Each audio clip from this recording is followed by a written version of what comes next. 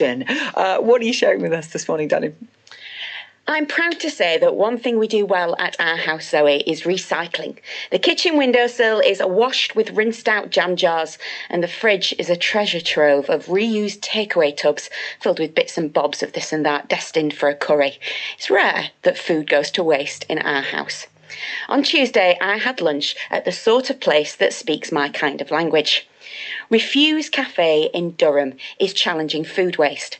If a supermarket overorders on bread or still has a stock of unsold Easter eggs, the REfUSE volunteers swing into action. It's donated, collected and turned into a feast for customers at the cafe. But that's not all. Because at REfUSE, it isn't just the food that doesn't go to waste. Many of the beautiful humans that work there talk about how they've been sort of recycled too. There's Marilyn, who was suddenly widowed, and feeling lost, she came to help one day and found a new purpose amongst the pots and pans.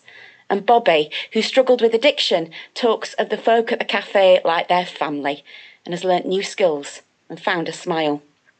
There's a story in the Bible that's sort of well known that the cafe reminded me of, the feeding of the 5,000. A lad donates his lunch and Jesus makes it stretch. But the second half of the story is the tidying up, once the crowd has gone.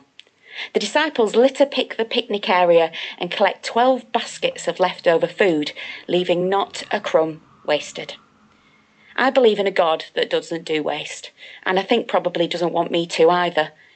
Not just food, but lives too. To not see anyone disregarded and discarded, but to look at the person and see the potential for a new beginning and a fresh start. To take the bits of ourselves that might be considered fit only for the bin and turn them into a beautiful banquet. I had a lovely lunch. The surplus bread was crumbled to coat corn-fed organic chicken, and the Easter eggs transformed into the best darn rocky road I've ever tasted. I couldn't manage a whole slice, Zoe, so I put some in my pocket for the journey home. After all, we wouldn't want it to be wasted, would we? Absolutely not. And the Bobbies and the Marilyns of this world are wonderful. So many people who just make such a difference to people's lives and help in their own, ways as well. Beautiful story. What are you doing on Good Morning Sunday with Jason, 6 a.m, BBC Radio 2? Well,